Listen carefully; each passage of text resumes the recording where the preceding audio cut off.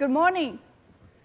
Today we are going to talk about application monitoring capabilities in Ops Manager 2012. Ops Manager has traditionally been focused more on infrastructure monitoring. In 2007, we introduced the management packs, which allow you to do whatever application monitoring you want. However, you need to export monitoring data and the right management packs to consume that data. In Ops Manager 2012, we decided to go deeper to the code level for .NET monitoring, and also go broader to extend our monitoring capabilities to Java applications. We monitor applications from end to end.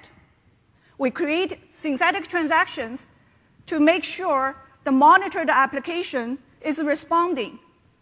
Synthetic transaction is a very effective way for monitoring application availability.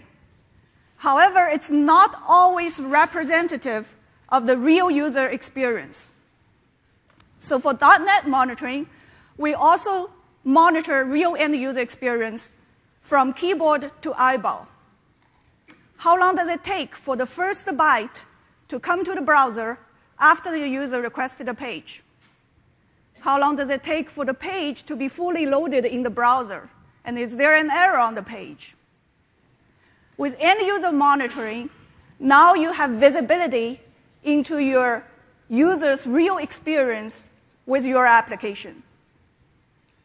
Both synthetic transaction and end user monitoring look at the application from outside. We also go inside the application to see if there's any performance issues or application errors. This is where the monitoring technology for .NET and Java differ. For .NET, we instrument the code. What does that mean? It means you don't have to ask your developers to change code to export monitoring data. We have the technology to instrument the code at runtime automatically. For example, if you make a function call inside your application, we can intercept that call right after the function starts and right before the function returns, so that we can measure exactly how long it takes for the function to complete. With this capability, we can tell exactly which line of code is causing issues. Also, with this level of deep knowledge about the application, we are able to generate reports to prevent problems from happening in the future. Java is different. This is the first release we provide visibility into Java applications. So it's very important for us to provide visibility into the entire Java environment, including the Java virtual machine, the Java application server, and the Java applications. Without a holistic view of this entire environment, going deep into the code level may not provide the greatest value. So for Java, we use standard monitoring technology called JMX, Java Management Extension, to monitor Java applications. We discover the application servers and applications deployed in your environment, and we also monitor their performance and availability. So what are the key advantages of using Ops Manager 2012 for monitoring applications? First of all, now you can use a single tool to monitor both infrastructure and applications. Through this single pane of glass, you also have visibility into both .NET and Java applications. You don't have to go out to buy another tool, set it up, and learn how to use it. Secondly, you don't have to write custom management packs. For both .NET and Java configuration, we created templates for you to configure the monitoring. For .NET, you don't have to export any monitoring data. For Java, because we use the standard technology, whatever metrics that are already exposed through this standard can be plugged into the monitoring system. So now you say, I don't have to ask my developer to change the code, but does that mean I have to be the expert on the application I want to monitor? No, the solution is built in such a way that we embedded a lot of knowledge in the default configuration. So you can choose to do an express configuration or an advanced configuration. For the express configuration, you can quickly click through the configuration wizard and get started. However, we do provide the flexibility for you to collect as much details as you want if you're trying to solve a tough application problem. For .NET, we also provide consistent metrics across all applications. Requests per second, response time, percentage of performance issues, and percentage of application errors. We also categorize problems into several buckets: connectivity issues, security issues, performance issues, and application failures. So you don't have to change the code, and you don't have to be an expert on the application being monitored. Does that mean now the application monitoring software has to do so much that it will slow down your application? The answer is no. The interceptor technology is designed to be lightweight so that monitoring can be always on in production. You can find our scalability numbers in Ops Manager documentation, but approximately each management group can handle 700 agents, application agents, not applications. So each application agent can handle more applications. In a large internal environment where we tested the performance and the scalability, we see with monitoring on, there's about 5% CPU increase and about 100 megabyte memory increase. However, there was no obvious degradation of application throughput. So now you know the technology powering .NET monitoring and Java is different. Instead of talking about them together, it's probably less confusing to discuss them separately. So let's take a look at .NET monitoring first. What do you have to do to set up .NET monitoring? The deployment is actually pretty straightforward. I highlighted a few application monitoring components here. On the agent side, you have the APM agent and the CSM collector. APM stands for Application Performance Management. That's the server-side monitoring technology. CSM stands for client-side monitoring. These agent components get deployed with Ops Manager agent. You don't have to do anything special about them. On the server side, we still use the Operations Manager operations database as well as the data warehouse database. You still have the Ops Manager console as well as the web console. Now, as part of the web console installation, we also install 2 more web-based consoles. These are the App Diagnostics console as well as the App Advisor console. I will show you how to use them in a minute. Now, you do need to import 2 management packs that are not imported by default. These are the IIS management pack and the APM management pack on top of IIS. That's it for deployment. Now we're ready to configure .NET monitoring. So let's take a look at the demo machine here.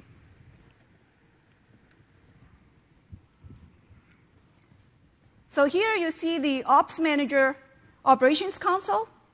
In the authoring area, you will be able to see this new template, the .NET Application Performance Monitoring template. And if we just start this template, for .NET Application Monitoring, well, this is going to be interesting. Screen is a little bit small. So you give it a name. Typically, it's the application name. Let's just call it a demo app. And you give a management pack here. There's nothing new about this template so far. Now it asks you for the application component for this application you want to monitor. So application component in this case is the IIS virtual directory. So it can be an ASP.NET website. It can be a web service. The good thing is we already discovered all these components. So you just search here, and you pick one that's related to your application. So let's say I want to create an application related to Dinner Now. So I pick the Dinner Now website as well as the Dinner Now web service.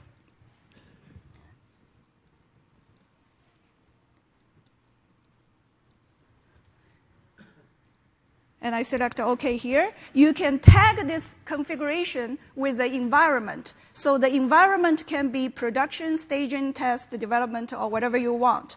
If you tag it to our environment, we will separate the metrics for just this environment.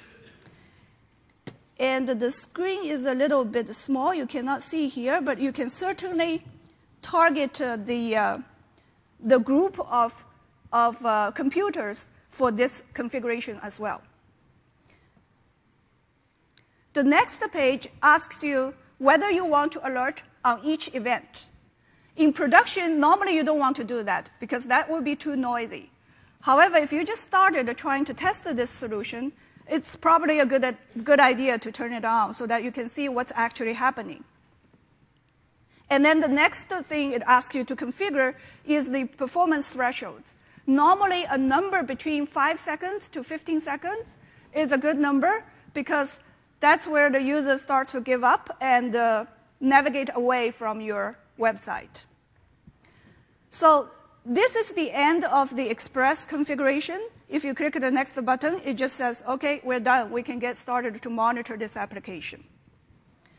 Now, if we go back to do more advanced configuration, you can see how much detail we can go in. So here, you have the ability to add a namespace. So namespace is a very developer-targeted concept. So they group their code into namespaces. If you add a namespace here, we will collect the execution time of every function in that namespace. You can also add a method. If you add a method, then we will also collect parameters in addition to execution time. You can track whether you want to do just critical exceptions or all exceptions. Now, remember I said you typically don't want to alert on every event. We do create 3 monitors for all applications. So these are percentage of events. So they're a better indication of the health of your application. So you can change thresholds here. And certainly you can apply this configuration to a certain computer group. So that's the additional configuration at the application level for the server side. Now, if I check this box here to enable additional configuration, you can also go deep into the application component level as well as configure client-side monitoring. So let's take a quick look here. So now it asks me to customize for each component. So if I just chose this component, one new thing that you can customize here is what we call the transaction. So transaction in this case, as you can see, can be a ASP.NET web page. It can be a web service. It can be a function. Once you add a transaction, we will collect metrics just for that transaction, separate from your application. So you can certainly target this configuration to a group as well. So that's the application component level advanced configuration. Now let's go to the client side. The client side also allows you to alert on each event or not, and it allows you to configure thresholds. The interesting thing here is that you don't have to do client-side monitoring for all your users. You can limit it to a certain IP range. So normally when you just started the monitoring solution, you probably want to limit the IP range to all the users from your CorpNet rather than everybody in the world. So next, you can enable client-side configuration for each component. And for each component, you can also customize it. So in the customization, in addition to all the knobs we have seen, you can see there's even more knobs here. So you can collect How long does it take for the images to load? How long does it take for the scripts to run? And also, if your server is behind a load balancer, all users' requests come to your load balancer, and the server sees they all come from just the load balancer. So here, you can do some configuration to preserve the real end user data so that you have a better understanding of the real usage pattern. You can also exclude a page here or add a transaction on the client side as well. So this is the configuration. You don't have to do any of these advanced configuration again. You can just click through like 3-4 pages like I did before and get started to monitor. So I'm not going to save this configuration because it takes a while to save, and I already configured plenty of applications here for demo. So once you get this configured, what you will be able to see is in the monitoring area, not Java yet. Let's take a look at, so you have the folder called application monitoring, and under application monitoring, you have .NET monitoring, Java monitoring. And under .NET monitoring, for every application you just configured, you will see a folder here. So for each application, you will be able to see all the components that I just chose. So like Dinner Now website and Dinner Now service, as well as, because I enabled the client-side monitoring, I have the client-side data as well.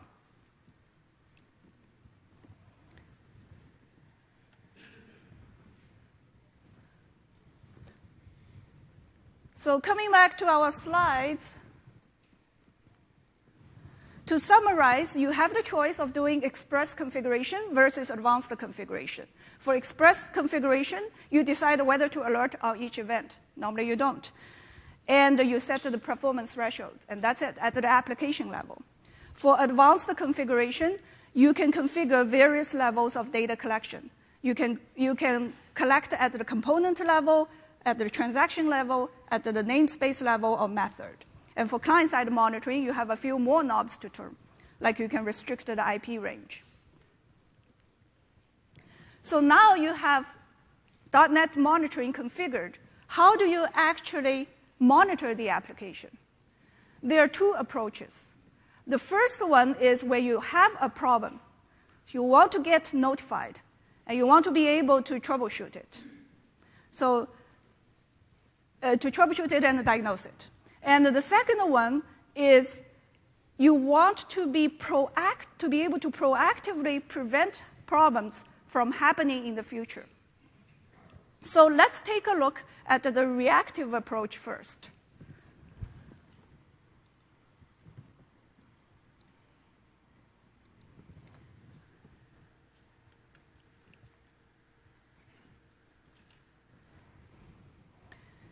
So here, let's again try our beloved Dinner Now application. So I come to Dinner Now. I'm going to refresh it. I want to order something for dinner. And it's a little bit slow, so it's refreshing. It's slow. It's really kind of slow. But normally, the first time you hit a page, the application pool starts. So maybe it's not a big issue. We'll see.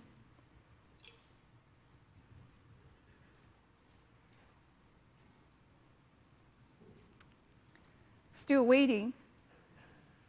So this is about the time you would navigate away from this website.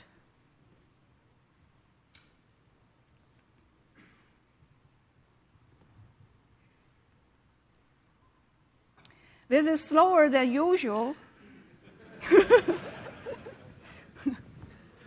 Okay, so it did come up. So let's put something here.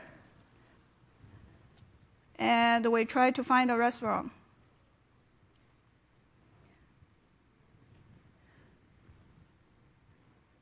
Unless I'm really hungry, I would really navigate away.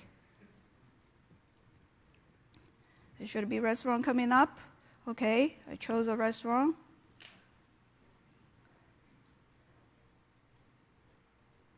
All right, I think actually this is enough information because it's already so slow.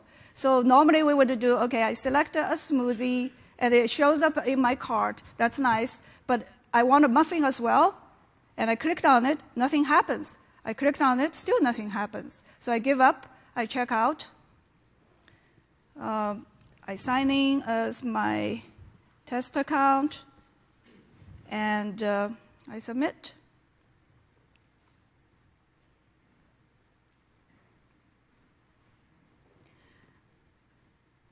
I think this is enough data for us to take a look at how you actually troubleshoot this problem. So as you can see, I'm really not too happy about this application. Let's see what does the Ops Manager say about it. So here, you can see Ops Manager actually detected quite a lot of events here. So let's start from this event, the client side, like default.aspx. So it gives me this link to the detailed information about this event. And if I go to the detailed information here, it will show me how much time is spent in loading the page. For example, here, normally there's a network time at the beginning. Because everything is running on this laptop, there's no wonder there's no network time here. And then this pink bar is how long does it take for the server to return the results. So most of my time is spent on the server. The purple area is how long does it take for the browser to load the page. So that's not much at all.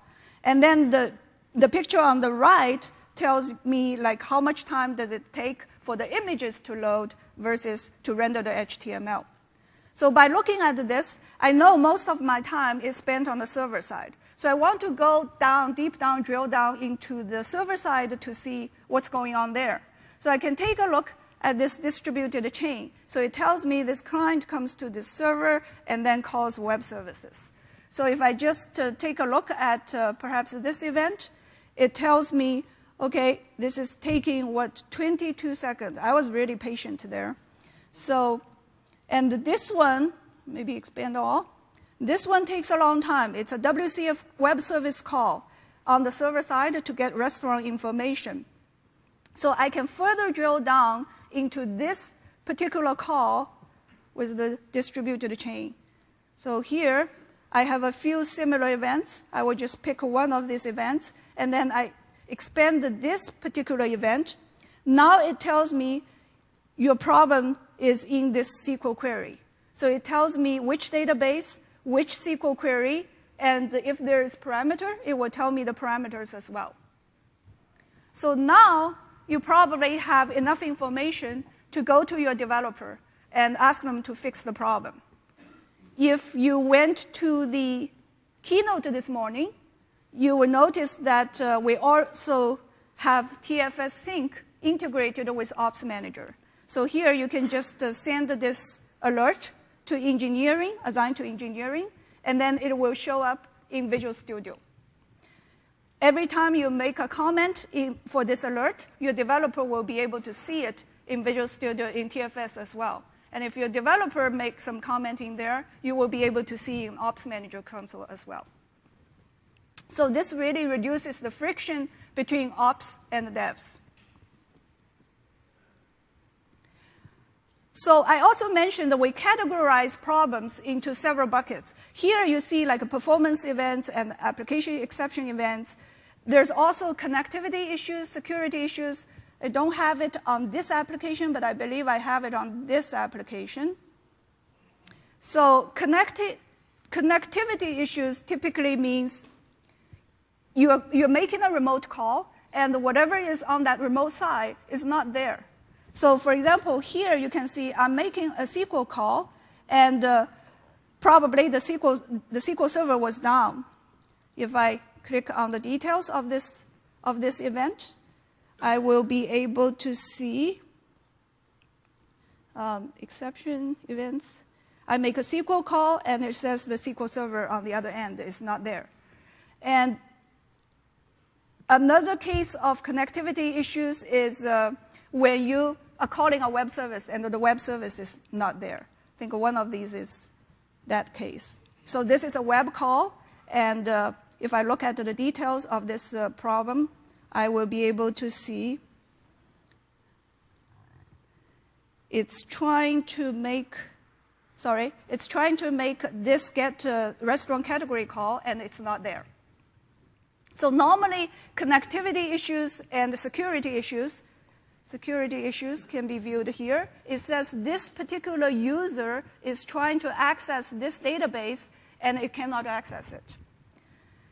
These are typically not application problems, so it's typically configuration issues or environment issues you may not want to assign to your developer.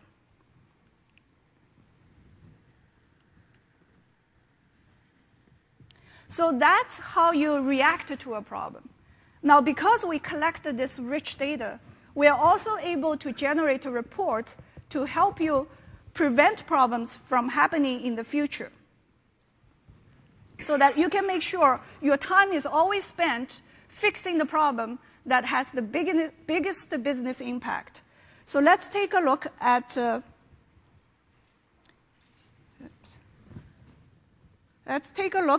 proactive approach.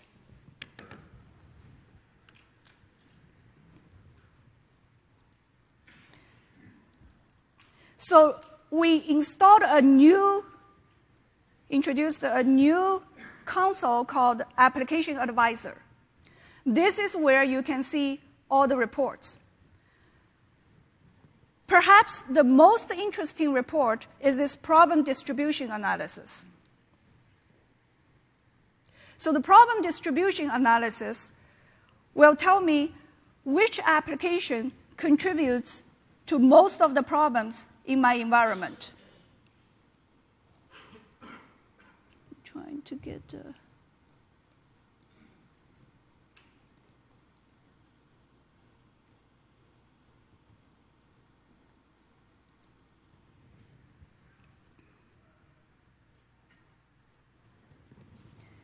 trying to find the resolution here to get to the settings for the report.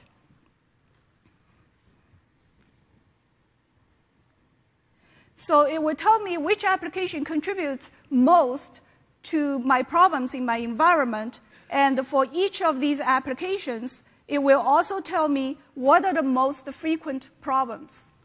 So here you can see 1, 2, 3, 4, 5. These are the 5 applications that contribute most to my problems. And for the first, so the blue area is performance issues. So most of my issues are performance issues. And the first application contributes to more than 45% of my problems. The second one adds about 30%. So let's take a look at the first one. So it gives you a nice summary. It says this first application has this many performance issues, connectivity issues, security issues. And then if you look at the details of this application, it says, okay, here's the top 5 failure reasons. I can see 95% of my problem is a performance issue with this web service. So if I click on the web service, it says all these calls are trying to get to that web service and they're having problems. So I further drill down, and this might look familiar. Now it will be able to tell me exactly where in the code am I having the problem. Right? So we just went from which application has the biggest problem and which problem does it have to the line of code that's causing that problem. Another interesting report is the application status report. If only I can get the settings here.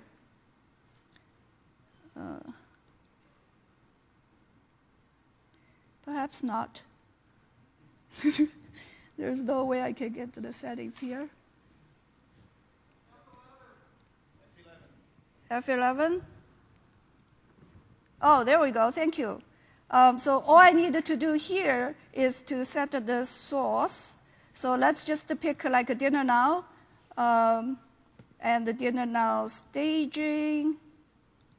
Set 2 sources, and that's it. I apply it. So this report compares my metrics this week versus last week. Here, the blue line shows the previous week, and the orange line shows the current week, and the green one is the average. So you can see in the past 2 weeks, I really have very few request accounts compared to average. That's because this laptop has been traveling. And for each of this component that I just chose to generate the report, it also gives you a detailed view of these metrics. Another interesting thing here is it tells you you have this many problem count, event count. Is it up or down? How many more compared to last week? And if you have a new problem this week that was not happening last week, it will show you that problem here as well. So the new problem count. Right now, I don't have those. And in this report, it also shows you the top 10 most frequent problems. And if I drill down, you will be able to see very similar screen, which leads you to the root cause of the problem. Perhaps the last report that I will show you is the user analysis report. So the user analysis report tells you which one of your users are experiencing most of the issues. So it could happen that normally your users, most of users are interacting with your application just fine. However, a few of them are having a lot of issues. And these few people may make a big difference to your business. So you can see this report here. In this environment, I only have 2 users, the test user and the full user. And you can see each one of them is how many events are they experiencing, what is the average duration time for each one of them. And for each user, it will tell you, like for user test, what is the top 5 performance issues and the top 5 exception issues. For full, it will tell you this information as well. And I don't have to say that you click on this link, it will lead you to the line of code that's causing the problem. So this is how you can proactively use the report to prevent issues from happening, find the right issue to fix, and then study your usage data and prevent issues from happening in the future. So we see this one. So this is an overview of .NET monitoring. We covered how do you configure it, and how do you react to a problem, and how do you proactively prevent problems from happening. Now let's switch gear to Java monitoring. Java is a programming language. It is also an application platform. Most enterprise Java applications are written in Java Enterprise Edition versus Java Standard Edition. The Enterprise Edition, Java EE, was also called J2EE in the past, and now sometimes JEE. So most of you are experts in Microsoft technologies. Not necessarily everyone is familiar with Java. Just so everybody can have a better understanding of the rest of this presentation, let me give you a quick overview of what is a Java EE application server. So a Java EE application server is a runtime implementation of the Java EE standard. You install it just like any other application, and you run it in your operating system just like any other processes.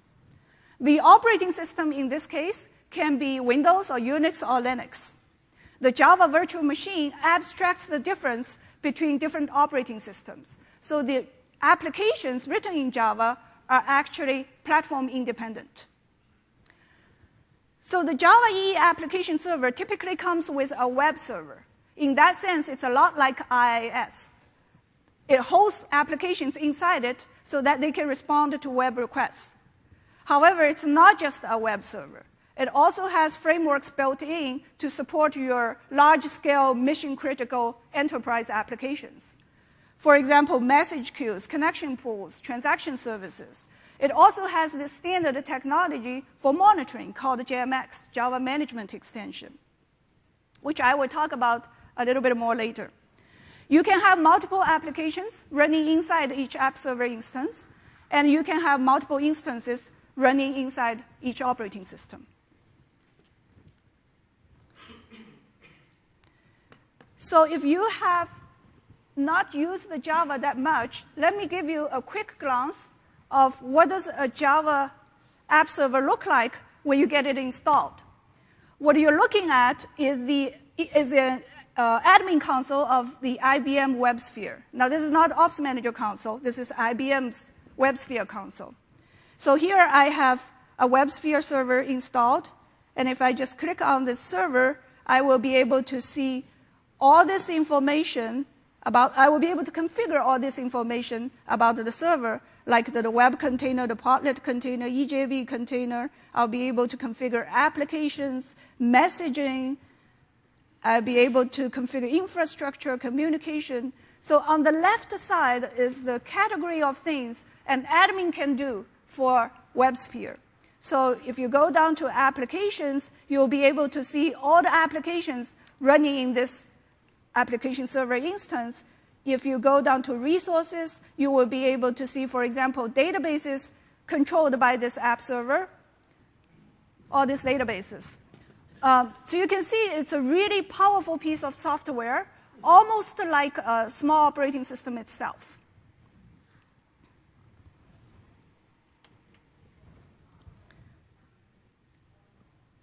So what do we do for monitoring Java?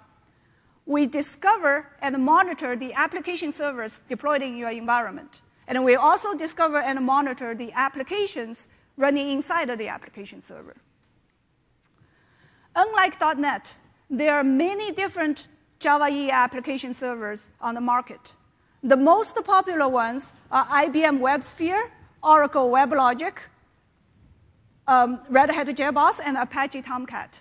In general, first of all, in Ops Manager 2012, we support all 4 of them. And in general, for each one of them, we support the latest version and one version before. Now, since we started developing Ops Manager 2012, all 4 of them had recent new releases. So in the case of JBoss and Tomcat, we support 3 versions.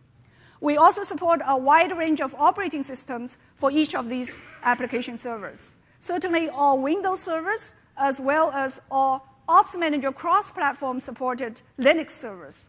That's Red Hat and SUSE Linux. We also support the Oracle stack of WebLogic on Solaris and the IBM stack of WebSphere on AIX. So how does Java monitoring work? As I mentioned, Java uses a standard technology called JMX. All these components, all these app server components, as well as the applications, expose their information through JMX to what is called a MBean store. MBean stands for management bean. It's just an object. It has attributes, it has methods, it even supports notifications. So Java does not write to Windows performance counters or Windows event logs. If it does that, it won't work on Unix Linux. Instead, it uses JMX. The problem with JMX is that it's very difficult to access JMX information from outside of the app server because it listens on a special port using a special protocol with a special authentication mechanism. So it's very challenging to make it work across machines and across networks. So what we did is we wrote this component called a Bean Spy. It's just like any other Java application. It runs inside of the app server. It retrieves information from JMX and exposes it to the outside world using HTTP or HTTPX. So let me show you, if I have internet connection, let me show you this.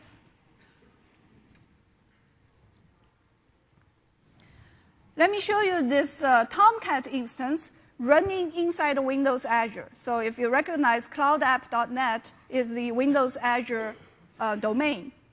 And I want to see some information about this Tomcat instance. I really don't want to remote into this machine inside of the Azure cloud. So what I can do is just in my browser, I can issue a query to Bean Spy and get information back. So if I say, Bean Spy, give me the stats. Oops. Bean Spy stats.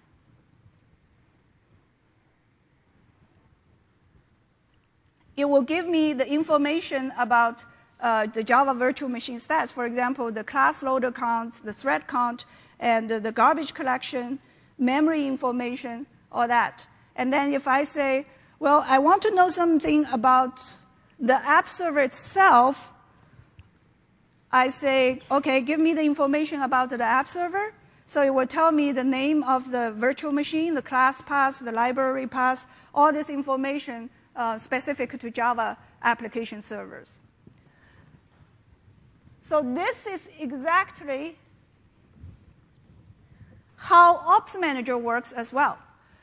On Windows, the Ops Manager agent will drive the Java Management Pack workflow. It does two things for Java monitoring. It checks registry keys or it checks running processes to discover application servers. And once the application server is discovered, it will issue HTTP query to BeanSpy to get monitoring information. On Linux, Unix, it's very similar, except the cross-platform agent only does one thing for Java monitoring. It checks running processes to discover the application server. That's it. Like any other cross-platform monitoring, the management pack workflow actually runs on the management server. So the management server will issue HTTP requests against the BeanSpy to get monitoring information. So that's the HTTP requests are exactly the same between Windows and Unix Linux. So the monitoring logic is exactly the same. The only difference is discovery. As you can imagine, Linux Unix doesn't have a registry key.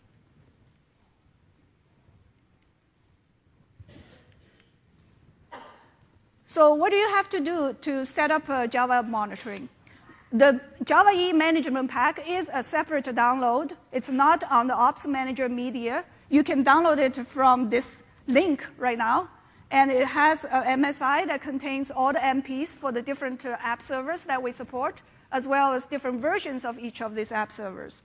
And you have 4 MP guides for the 4 app servers, as well as a README file kind of listed the known issues, as well as provides a get started quick guide. So now let me walk you through how do you actually monitor Java. Let me explain from the customer's perspective. What does a customer have to do in order to get what functionality? So the very first thing a customer would need to do is to import the Java management packs. With that, what you will be able to get is we will discover the app servers deployed in your environment, and we will tell you whether it's running or not. So let me show you an example of that.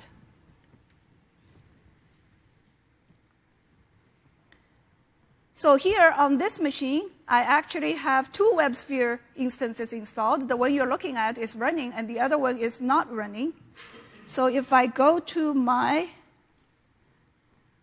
Ops Manager, yes, I have to do, oops, F11 again. Thank you. If I go to my Ops Manager console, like I said, under application monitoring, we also have Java monitoring. So in Java monitoring under WebSphere, I will be able to see 2 instances. One is running, one is not. And for each of these instances, I will be able to see some information about the instance. For example, the HTTP port, HTTPS port, and the disk path that the WebSphere is installed on, and some information that's specific to WebSphere that uniquely identify an instance. The reason we know this one is not running is because we check the process to see whether the process is running or not. So here it says the WebSphere process is running, and therefore it's in critical condition. So this is what you get just by importing the management packs. It looks like a very simple scenario. However, this is the area that you will likely encounter issues in real world. The reason is that it's very challenging to uniquely identify, to definitively identify a Java app server instance. So as I mentioned, we check registry keys and we check running processes. There are issues with both approaches. For registry keys, first of all, different app server editions have different registry keys. And sometimes if you install a patch, the registry key changes again. So it's difficult to enumerate through all the possibilities. Another issue is that some of these registry keys are created under HKey users. Now, many companies have policies that delete HKey users when the remote user is no longer logged on. We also check processes. Well, there's a problem there. If the process is not running, we won't be able to discover the app server. The other issue is that most Java applications have the process name java.exe, but sometimes it can change. For example, if Tomcat runs as a Windows service, the process name changes from java.exe to Tomcat version number.exe. Again, it's difficult to enumerate through all the possibilities if you wrap Java process into your own process. The other issue is, even though they're all called java.exe, we have to look at the command line options to tell them apart. Now, these command line options don't have to be on the command line. It can be in a configuration file in the installation directory, in which case the command line will all look same, so we won't be able to tell them apart. Because of these limitations, we also enabled manual discovery, which I will talk about in the next scenario. So the next scenario is that you want more information about your app server, not just discovering it and whether the process is running. So in this case, you will need to deploy BeanSpy. So BeanSpy is just like any other Java application. You deploy it like any other Java servlet. With BeanSpy deployed, what you will be able to discover is, what you will be able to monitor is whether your application server is responsive or not. So now we don't just look at the process. We actually check to make sure it's responding to queries. And you will also be able to collect performance counters. We will be able to discover applications and detect whether the applications are running or not. So let me show you an example of that. So the second instance, which is running, is actually a deep monitored instance. By the way, to make it a deep monitored, you just come here in the tasks page, and well, I guess I have to hit F11 again. Not really. Anyway, there should be a task there. It's hidden in there that says enable deep monitoring. And once you do that, you will be able to see this instance showing up in the deep monitored folder. And immediately, you will be able to see, I have a lot more information about this instance than the basic monitored instance. I have the JVM class path, I have the library path, the startup options, all the things that matter to the Java admin. And additionally, I'm also able to collect, for example, garbage collector performance counters. If it shows up.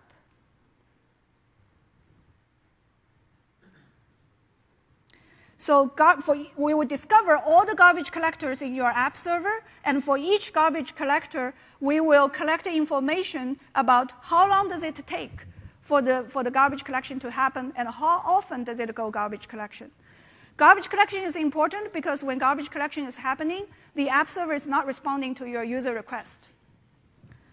So we also collect, for example, memory information. The black line on the top is maximum memory configured for this JVM machine, and the blue line is how much memory I'm using right now. If they're getting real close, you might want to configure your JVM to use more memory. Another thing that we discover is all the applications running in this app server. And for each application, we know whether it's running or not. That's again because the app server knows whether it's running or not, and the app server exposes that information through JMX.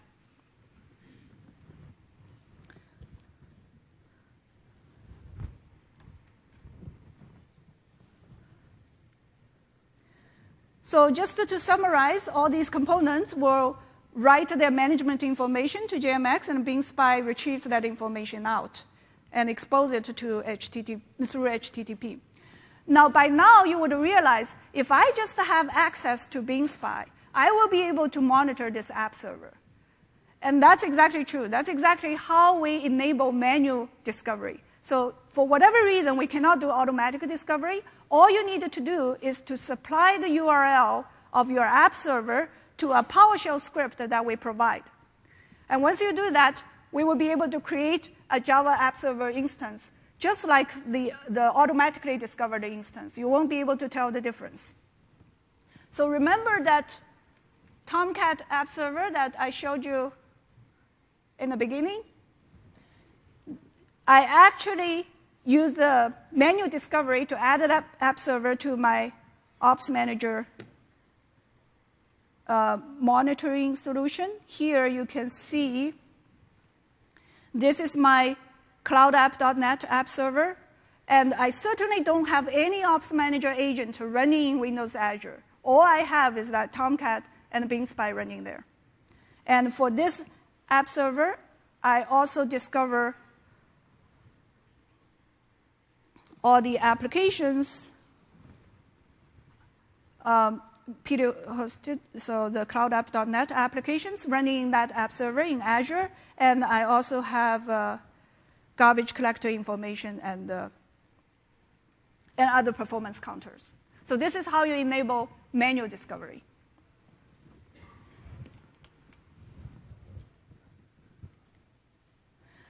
So that's what we provide out of the box. Now, what if you want to monitor custom information? There are a lot of those because we use JMX, and a lot of app server already expose their monitoring information through JMX. And your developers probably also expose some application monitoring data through JMX.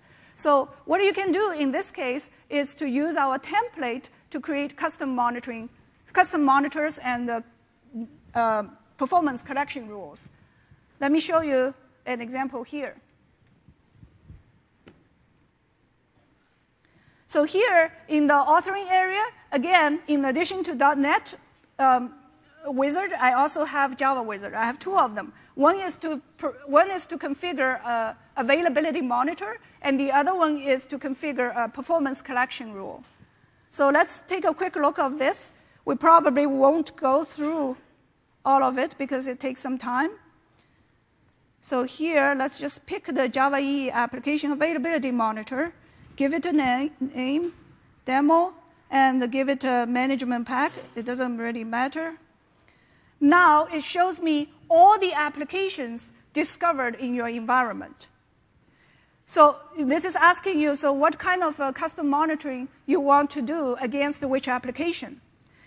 Here I can pick any application. Let's just pick Plants by WebSphere. And it also shows you the number of application servers running this application. So this is just for your information, because by the end of this wizard, it creates a management pack. As you all know, it's very difficult to troubleshoot management packs. So every step along the way, we want to make sure you have enough information to verify what you think is you're configuring. So here, I picked an application, and it says it's running on this application server. Now, which MBean do you want? So this is the difficult part, actually. But this is just like if you want to monitor performance counters, you need to know the name of which performance counters you want to monitor. So here, it's exactly the same, except we actually build a browser for you if you don't know the name at all. Now, I'm not going to issue this query because it will bring back a lot of data, and it takes a while. But basically, this is it. This is where you tell Ops Manager which MBean you want. The next few steps is what does it mean to be healthy? So you configure the threshold, and then you configure whether you want to alert or not. So I will cancel out this template because I already created one here. So I created a custom monitor for a database called the PlantsDB. So let me show you my sample application. It's actually not my sample application. This is IBM's sample application that you can install with WebSphere. It's called the Plants by WebSphere. So it's a typical 3-tier application with a web front, and you can browse through these flowers. You can pick one of these flowers if you like, and it will give you more detailed information. You can add it to cart if you want to buy it. Now, this information is stored in a database.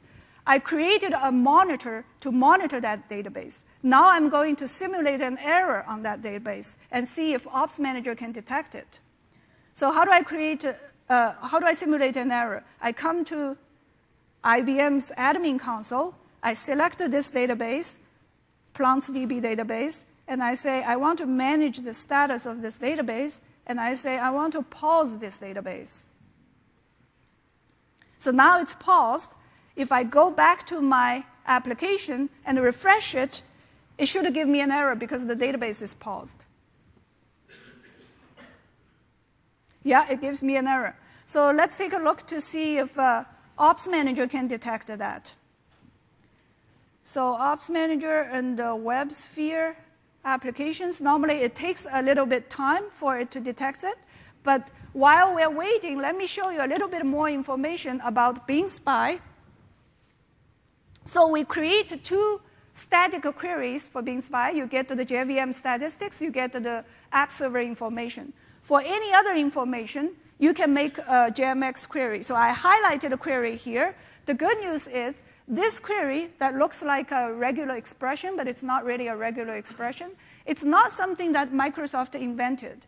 It is a Java standard. So you don't have to learn yet a new thing that we invented. Now, these should cover, I would say, 80% of your needs. If you need more, we also open source the BeanSpy on GitHub. So we not only put source code there, we also put the test suites and build the scripts there. So you can extend it to your heart's content. So let's come back to the demo machine, and you will be able to see my Plants by WebSphere application just turned red, and it says the PlantsDB is not available.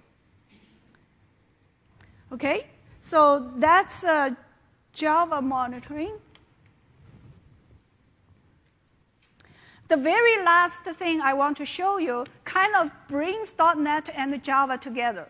Hopefully, it also further demonstrates the difference between these two monitoring capabilities, as well as some other common capabilities for application monitoring. So I have a very simple application here.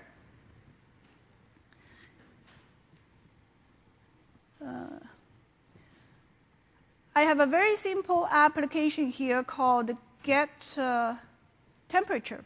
So all it does is to go out. It actually goes, let's say if it has internet connection, it will go out to a web service on the internet to bring back the time and the weather of any city in the world. So Las Vegas, let's see if it has connection to the internet. Yes, it does.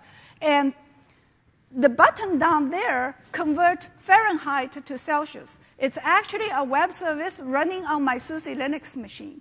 So if I just click it, this .NET application will call my Java web service. And it converts it to Celsius, which is great. Now, I also coded a special city name here that makes this call pretty slow. So if I say a slow place, perhaps, and I click this, it will probably wait about 6 seconds before it comes back. So it's still spinning. OK, so now it comes back. Let's see what Ops Manager says about this application. So I go to Ops Manager console. I have my .NET application here. This is not dinner now. This is get temperature. And I look at my alerts. So here, I have several alerts that says, OK, you got a slow connection here. And I load up the event details. Oh, this one's groomed out. Let's see if there's a new one. If there's not, we can go directly to the console to take a look.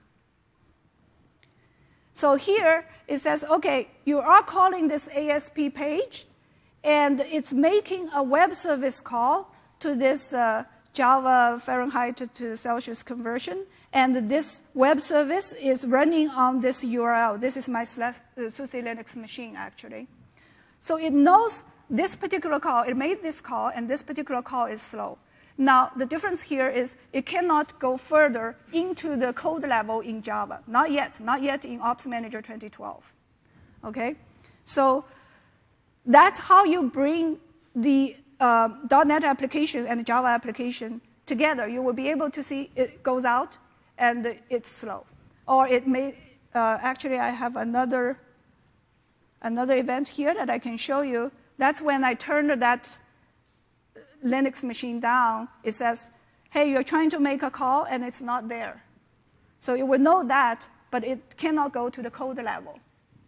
Now, I also created some synthetic transaction here for this application. So synthetic transaction, it doesn't matter whether it's .NET or Java or any other application technology. You can still see from the synthetic transaction perspective what's the performance of this application, for example. And I also created some SLA dashboard, service level dashboard here. See if it comes up. Yeah, so I have my get temperature dashboard here. Availability, it's always available. That's nice. And I also have performance dashboard. So performance SLA dashboard. Right now, most of the time, because the synthetic transaction only queries the ASP.NET page, it doesn't go into the Java service. So it says it's very fast. So this is the end of my presentation. As you can see, now you have a very powerful tool to monitor applications with Ops Manager 2012. As the industry migrates to the cloud, application monitoring will only become more and more important. We will continue to invest in this area so that our IT pros can bring even more value to their business. Thank you very much.